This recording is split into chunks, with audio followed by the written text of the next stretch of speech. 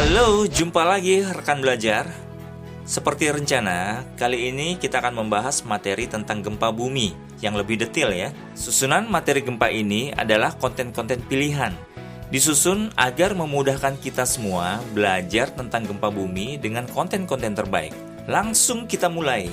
Yang pertama, sebagai kewaspadaan, disajikan wilayah Indonesia waspada gempa. Terdapat artikel pengantar. Di artikel ini disebutkan 3 sikap wajib, yaitu 1. Wujudkan bangunan tahan gempa, 2. Mengetahui ilmu menghadapi gempa, dan 3. Saat gempa, tahu apa yang perlu cepat dilakukan.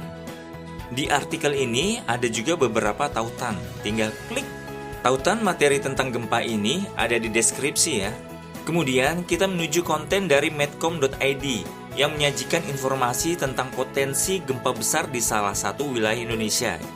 Kemungkinan untuk skenario terburuk yang mungkin terjadi adalah berkekuatan 8,4. Ini magnitudo tertarget yang skenario terburuk yang bisa terjadi, yaitu 8,4. Kemudian kita menuju ke konten dari Harian Kompas. Sebab gempa di Cianjur itu. Sesar Cimandiri adalah patahan geser aktif sepanjang kurang lebih 100 km. Sesar ini memanjang dari muara Sungai Cimandiri di Pelabuhan Ratu, Kabupaten Sukabumi, lalu mengarah ke timur laut melewati Kabupaten Cianjur, Kabupaten Bandung Barat, yaitu Sesar Lembang dan Sesar Baribis. Nah, sesar yang disebut terakhir yaitu Sesar Baribis diprediksi menyimpan potensi gempa bagi wilayah Jakarta. Ini bukan omong kosong, melainkan fakta berdasarkan penelitian. Terdapat juga konten dari Kompas TV. Oke, kita lanjut ke tema berikutnya tentang pemahaman gempa bumi. Di awal disajikan konten dari Rodia Izzati tentang pergeseran lempeng tektonik. Atau lapisan paling luar itu kerak bumi. Nah, kerak bumi inilah yang terbagi menjadi beberapa potongan lempeng tektonik. Kemudian kita menuju ke artikel pemahaman gempa bumi. Dari arti, penyebabnya, pengukuran, dan skalanya sampai dampak yang ditimbulkan. Nah, kenyataannya, dampak dari gempa bumi ini berkelanjutan. Bagi korban yang cacat tubuhnya ataupun yang kehilangan pekerjaan ataupun tempat bekerja, maka masa depannya tentu akan sulit. Ini menjadi perhatian pemerintah dan kita semua tentunya. Di artikel ini juga terdapat beberapa tautan, termasuk ke Wikipedia. Lalu konten video telah dipilih dari BRIN Indonesia yang menyajikan pemahaman gempa bumi. Kok bisa? Sisi terang, angka dan data channel. Kemudian kita masuk ke artikel antisipasi dan aksi menghadapi gempa bumi, termasuk mitigasi. Antisipasinya seperti bangunan tahan gempa, lalu bagaimana meletakkan benda-benda yang berat dan mengadakan pelatihan evakuasi gempa, lalu menyediakan tas yang berisi benda-benda penting di lokasi yang terjangkau. Bila terjadi gempa, yang paling penting adalah tenang, lalu berpikir cepat dan tepat. Lindungi kepala, lalu cari lokasi yang aman. Segera keluar dari bangunan, namun bila tidak sempat, cari posisi yang aman. Bisa di bawah meja, di sudut bangunan, atau lokasi lainnya. Namun hindari benda-benda berat yang mungkin jatuh menimpa. Ingat untuk tidak menggunakan lift. Di artikel ini juga tersedia nomor-nomor penting terkait penanganan gempa. Di susunan video terdapat contoh simulasi gempa dari BPBD Kabupaten Magelang. Sambil bergerak, lindungi kepala. Ingat. Lalu ada video dari BNPB Indonesia tentang sigap hadapi gempa. Videonya unik dan kreatif. Pas lagi di mall, mendadak semua goyang-goyang gitu dong. Jangan-jangan ini gempa bumi. Oh my god.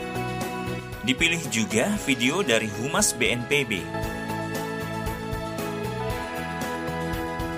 Kemudian di kelompok materi selanjutnya, yaitu bangunan tahan gempa, diawali dengan artikel bagaimana mewujudkan bangunan tahan gempa.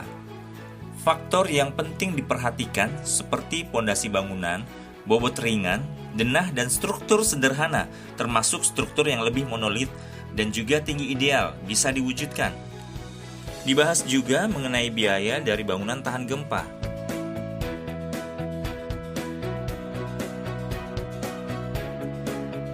Di artikel ini tersedia beberapa tautan terkait presentasi bangunan tahan gempa. Tinggal diklik, lalu akan tersedia halaman yang dituju.